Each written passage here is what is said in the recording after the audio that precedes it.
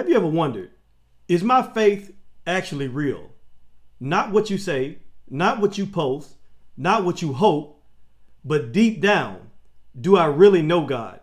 Or am I just going through the motions? Most people won't say this out loud, but they might feel that, what if I'm not as secure as I think I am? That uncertainty, that quiet doubt can shake your confidence. But what if you didn't have to guess? What if your faith didn't have to feel so fragile? What if you could actually know where you stand? In this video, we're going to look at the book of 1 John, and we're going to look and see if we can answer the question that might be going on in your mind is, how can I be sure that my faith is real? I know me, I don't like uncertainty. I feel uneasy when things feel unclear to me. I want to have real faith, not just surface level belief. And we've all felt this, maybe not in faith, but like in other areas. We've all felt it. We've all had those moments of doubt, those seasons of dryness, those times when faith feels more like a routine than it does real faith. And when that happens, questions come up. Am I doing this right? Do I really know God? Is my faith strong enough? And that tension between belief and assurance is something that you may have felt at one time or another. And so in this video, we're going to look at the book of 1 John, and I'm going to give you a introduction and a background of 1 John. The book of 1 John is written by the Apostle John, one of Jesus's closest followers. Now, by this time, at this writing of this book, John is older. He's experienced, he's seasoned. He writes to believers dealing with confusion. False teachers were claiming that things about God that just were not true. They were creating doubt in the mind of these believers. And so John writes this book with one clear goal: to give believers confidence. He even says it directly, so that you may know. So that you may know. That word know is key, and we're going to talk about it. But the structure of 1 John is, it doesn't read like a typical letter. It flows more like a spiral of repeated truths. The first thing is about walking in the light. John talks about light versus darkness, truth versus deception, living honestly before God, because light reveals what's real and darkness hides it. The second thing is about loving one another. John emphasizes love again and again, not as a feeling, but as an action. And that is central to this book. Then the third thing is about truth, and truth matters. John warns against false teaching, because not everything that is spiritual is true. And so discernment matters. Now, there's a couple themes to the book of 1 John. Theme one is the assurance of salvation. John wants believers to know, not guess, about their salvation. Now, this is huge, because when you have certainty, it reduces anxiety. And John provides that certainty spiritually. Theme two is love as evidence. John makes a bold claim. If you truly know God, it will show in how you love people. Not perfectly, but consistently. Theme three is about truth and discernment, because the truth protects you, but false ideas confuse you. And John calls believers to stay grounded in truth. Now, that brings us to the one most important verse in 1 John, and that's 1 John 5 and 13. 1 John 5 and 13 says, I have written this to you who believe in the name of the Son of God, so that you may know that you have eternal life. So that you may know that you have eternal life. And so John is saying, you don't have to guess. You can know that you have eternal life. And so what does 1 John 5 and 13 mean? It starts off by saying, I have written these things. What is he saying? This phrase is telling us the purpose of the letter. The Apostle John, the author, writes with authority as an eyewitness of Jesus Christ. The phrase, these things, refer to the contents of the entire epistle, this letter, which emphasizes themes of love, obedience, and truth. This letter serves as a pastoral guide to ensure the reader's faith and make sure that it is grounded in the true teachings of Christ. It serves as a counter to the false doctrines that were prevalent at that time. John does not speak in vague generalities. He points directly back to the very content of the letter, the truth about Jesus' deity, the call to walk in the light, the test of genuine faith, and the warnings about false teachers. By saying, I have written, he points out that revelation is not guesswork, but it is a settled, spirit-given record. That's why in 2 Peter 1:20, it says, above all, you must realize that no prophecy in Scripture ever came from the prophet's own understanding or from any human initiative. No, those prophets were moved by the Holy Spirit and they spoke from God. We see similar wording in John 20:31, where it says, but these are written so that you may believe in Jesus Christ, the Son of God, that by believing you may have life in his name. You see, John's gospel and this epistle share a common heartbeat. It shares the same heartbeat. It's written truth that produces confidence. And so he says, I have written these things to you who believe. See, John addresses believers. He says, I've written these things to you who believe. These are believers, those who have placed their faith in Jesus Christ. This community that he's writing to is likely Jewish, both Jewish and Gentile Christians. And the reason why this letter is so important is because he's writing to the early church, and the early church faced a lot of challenges. They faced challenges from Gnostic teachings, and these teachings denied the humanity of Christ, and it promoted a secret knowledge. That's what Gnostic is. This is saying that you have to have a secret knowledge. And so now, by affirming belief, John reinforces the foundational Christian doctrine that faith in Jesus is the only way to have salvation. It's the only way. And so the audience that he's writing to is already a believing people.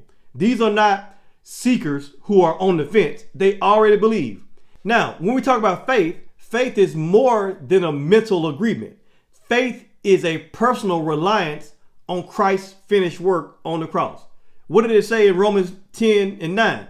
It says, if you openly declare that Jesus is Lord and you believe in your heart that God raised him from the dead, you will be saved. For it is by believing in your heart you are made right with God, and it is by openly declaring faith that you are saved. And so John is trying to give them some assurance. John is reminding the believers that they are not trying to earn a place in God's household. Their trust in Jesus has already brought them into God's household. According to Galatians 3:26, it says, for you are all the children of God through faith in Jesus Christ. Now, again, John wrote this letter and it has a pastoral tone. And the pastoral tone here, it echoes Jesus's promise in John 3:36, where it says, whoever believes in the Son has eternal life. And so he says, I have written these things to you who believe. Believe what? In the name of the Son of God. The name. Let's talk about the name. The name signifies the authority in the character of Jesus Christ. See, in biblical times, a name represented the essence of a person. It wasn't like our names today. Our names today is just a name. But in the Bible, names, it told you about that person. It's a description of that person. And so by believing in the name of the Son of God, believers acknowledge Jesus' divine nature and his messianic role. And so this also connects to other scriptures like John 1:12, which says, but to all who believed him and accepted him, he gave them right to become the children of God. And so the name, that name of Jesus, it carries authority. That's why Acts 4:12 says that there is salvation in no other place, in no one else. God has given no other name under heaven by which we must be saved other than Jesus. And so to place your faith in the name means that you are resting in the full person and work of Jesus Christ. He is truly God and truly man. Colossians 2:9 says, "For in Christ lives the fullness of God in a human body."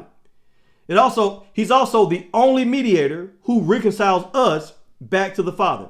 In 1 Timothy 2:5, it says that there is one God, one mediator, the one who can reconcile God and humanity is the man Christ Jesus. His name is trustworthy.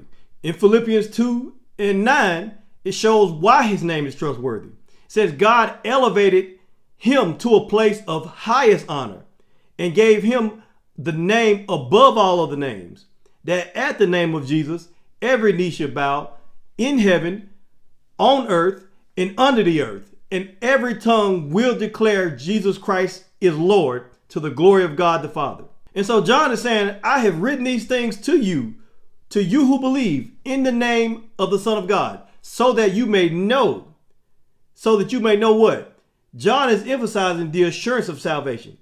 The Greek word know is gnosko. It implies a deep experiential knowledge. Now, this assurance comes against the uncertainty that was propagated by the false teachers. The certainty of eternal life is a recurring theme in John's writings. It provides comfort and confidence for believers.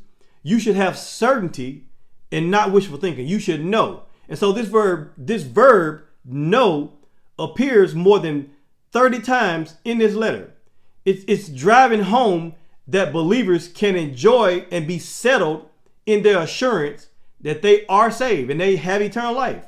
And so that's why he says that you may know. In 1 John 5:19, it celebrates this confidence. It says, we know that we are of God, and we know that the Son of God has come and has given us understanding. Hebrews 10:22 urges us to draw near with sincere heart in the full assurance of faith. That's how we know. We have full assurance. We trust that we have eternal life. We trust that we are in a relationship with God. And so God does not tease his children with uncertainty. He invites us to rest in what he has already declared. And the Spirit reinforces this inside witness that we have. That's why it says the Spirit himself testifies within our spirit that we are God's children. And so that's why John says, I have written these things to you who believe in the name of the Son of God, so that you may know that you have eternal life. Now, eternal life is, I have to clear this up because there's people who misunderstand this. Eternal life is a present possession for believers. It's something that you possess already. This is not just a future promise. You have it. If you believed in the Son of God and believe that he died and he rose again, you have eternal life. It's not a future thing. You already have it. And so it signifies a quality of life that begins now and it continues forever. So you're not gonna have eternal life one day. You already have it, and you already have it, and it is characterized by a relationship with God through Jesus Christ. And so this concept is also rooted in Jesus' teachings, like in John 17:3, where eternal life is defined as knowing the only true God and Jesus Christ. You see, this assurance of eternal life is a cornerstone of Christian hope. It affirms that we as believers have a secure position in Christ. Eternal life is not a future hope. It's a present possession. That's why it says that you may know that you have eternal life. The word have is present tense. It means it's something that you have right now. You see, Jesus had already promised that whoever hears my word and believes him who sent me has eternal life. He has crossed over from death to life. And so eternal life is a gift anchored in God's promise, and it's sealed by the indwelling of his Son. Whoever has the Son has life, eternal life. Because the life is eternal, it cannot be lost or diminished. And so in John 10:28, Jesus says, I have given them eternal life, and they will never perish. No one can snatch them away from me. And see, I love that, because that type of security, it it rests on Christ's unchanging nature, not in our fluctuating feelings, right? We can be secure and know that we have eternal life. And so 1 John 5:13 says, I have written this to you who believe in the name of the Son of God, that you may know that you have eternal life. And so to summarize this, John's single verse unfolds like a staircase. He reminds believers of what has been written. He identifies them as people of faith. He centers that faith on the exalted Son of God, and he offers the rock solid assurance of the reality that they already have eternal life. Eternal life already belongs to them. And so scripture speaks plainly. It is inviting every Christian to move from uncertainty to confident joy, knowing that in Christ you have eternal life, and it is not just promised, it is already possessed. And so imagine what could happen if you lived with confidence instead of doubt. If believers truly knew who they were in God. If we believe that, we would not live unsure, but we will live secure because we know that we have eternal life. And so that's what I want to share with you. I hope this blessed you in so many ways.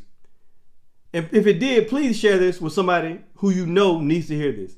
Thank you for watching, and I'll see you in the next video.